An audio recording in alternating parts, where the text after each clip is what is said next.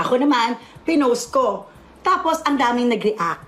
So, to respect them, kasi nga parang, ay, oh my gosh, meron pala mga na-offend. Okay, sige, i-delete ko. So, I deleted that post, but I never ever said that I was taking Glutadrip. It was vitamin C. Okay?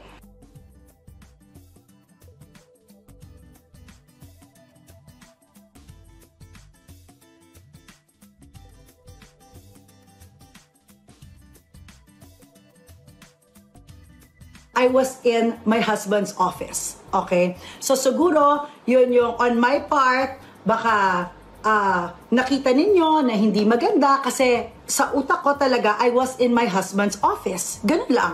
'Di ba? So I felt na safe place yon because opisina po ng asawa ko.